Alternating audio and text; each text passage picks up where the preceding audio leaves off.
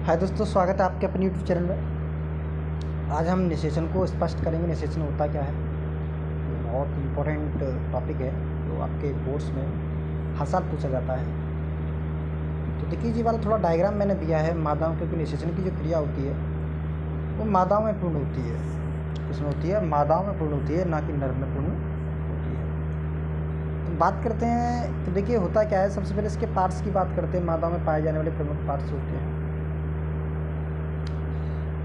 आपका दिया friends of the uterus, आपको पता है इसको गर्भाशय बोलते हैं। ये आपके अंडाशय होते हैं, जिसको हम ओवरी कह सकते हैं। क्या कहते हैं जी, बोलते हैं अंडाशय।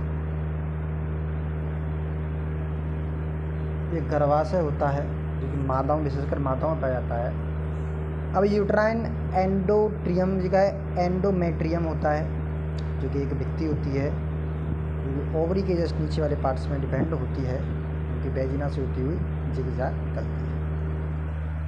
तो देखिए वेजिना होता है, इसके पास हमारा वेजिना होता है। ये एक सर्पिलाकार का भाग होता है वेजिना। यहाँ से शुक्राणु क्या करते हैं, एंट्री करते हुए कहाँ तक पहुँचते हैं, फैलोपियन ट्यूब तक पहुँचते हैं। कौन, शुक्राणु। शुक्राणु यहाँ से एंट्री करते हुए जाएंगे और शुक्राणु एंट्री करते हुए माता के फैलोपियन ट्यूब तक पहुँचते हैं, जहाँ पर अंडे निषेचित हो सकते हैं। यहाँ से शुक्राणु एंट्री करते हुए जाएंगे। यहाँ पर अंडे होते हैं। अंडे क्या होते हैं, वो एन के फॉर्म में होते हैं। शुक्राणु जब मिल जाता है तो ये 2n के फॉर्म में, ये अर्धसूत्री होते हैं। ये दोनों अर्धसूत्री होते हैं और ये क्या होगा, ये समसूत्री के ऊपर डिपेंड करते हैं। तो चलिए अब आगे हम चलते हैं, निषेचन को देखते हैं। देखिए निषेचन जीवधारियों की या निषेचन स्तनधारियों की वह महत्वपूर्ण प्रक्रिया होती है जिसके द्वारा अंडाणु और शुक्राणु आपस में मिलते हैं और इनके बाद ही अंडा निषेचित होकर किसमें परिवर्तित होता है, भ्रूण में परिवर्तित होता है। तो इसकी परिभाषा क्या कर सकते हैं, जो परिभाषा क्या है, नर तथा मादा युग्मक के सहलग्न कोई निषेचन कहते हैं। क्या कह सकते हैं, नर तथा मादा युग्मक के सहलग्न को निषेचन कहते हैं। तो देखिए नर में होते हैं स्पर्म, क्या होते हैं, स्पर्म। कुछ इस प्रकार के स्पर्म होते हैं, प्लस मादा, क्या होते हैं, मादा, इसमें होते हैं एग। इन दोनों मिलते हैं, इन दोनों के मिलन को क्या कहते हैं, निषेचन कहते हैं। क्या कहते हैं, निषेचन कह सकते हैं। नर तथा मादा युग्मक के मिलन को ही निषेचन कहते हैं। अब बात करते हैं इसके प्रकार की। तो निषेचन जो होता है वो मुख्यतः 2 प्रकार का होता है। निषेचन कितने होता है, 2 प्रकार का होता है।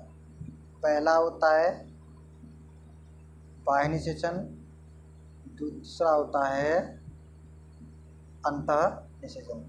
अब बाह्य निषेचन क्या होता है कि शरीर के बाहर होने वाले निषेचन को ही बाह्य निषेचन कहते हैं।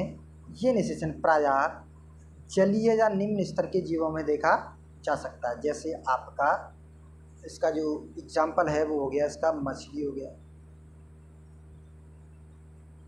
ब्रायोफाइट्स हो गए, आपका मेढक हो गया। इनमें क्या है, इनमें निषेचनी क्रिया शरीर से बाहर देख सकते हैं।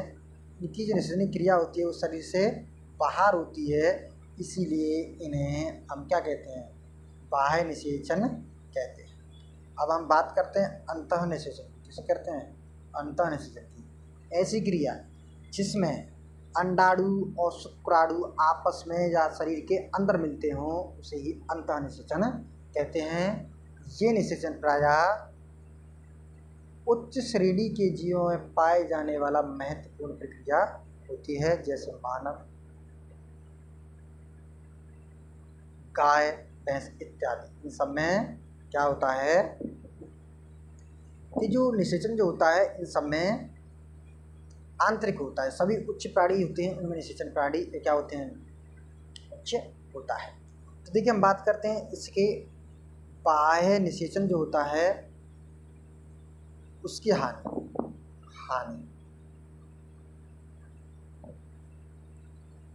बाह्य निषेचन। तो देखिए पहले हम एक ही छोटा टॉपिक बताऊंगा मैं इसकी। होता क्या है, जो बाह्य निषेचन होता है वो शरीर के बाहर होता है, तो इसीलिए इनसे निकलने वाले जो युग्मक होते हैं, जो अंडे जो होते हैं, उनको शिकारियों से बहुत ज़्यादा खतरा होता है।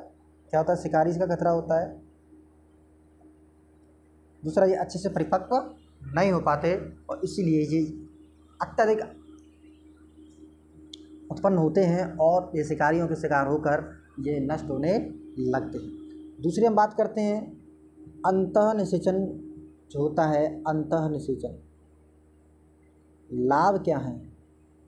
देखिए, पहला लाभ क्या अंतःनिषेचन का, कि इसमें पहला लाभ ये होता है कि अंतःनिषेचन में शिकारियों का कोई खतरा नहीं होता है। दूसरा लाभ, तो इसके द्वारा उत्पन्न जो संतान होती है वो बाह्य वातावरण में जाते ही अपने माता पिता अर्थात जनकों के साथ रहती है। लेकिन जो बाह्य निषेचन में क्या होता है, निषेचन के बाद अंडे दूर पलते हैं और अपने आप ही पलते रहते हैं और एक समय बाद परिपक्व होकर या टूट कर या परिपक्व होकर क्या करते हैं, अपने जीवन संघर्ष प्रारंभ करते हैं, जीवन संघर्ष करते हैं। लेकिन जो सभी स्तनधारी जीव होते हैं वो एक समय तक अपने माता पिता के साथ रहते हैं और माता पिता के साथ रहकर अपना जीवन यापन करते हैं। तो इसलिए जो बाह्य निषेचन जो होता है वह बहुत ज़्यादा ही क्या होता है, हानिकारक होता है। लेकिन जो आपका आंतरिक निषेचन होता है वो बहुत ज़्यादा अच्छा होता है। Thank you.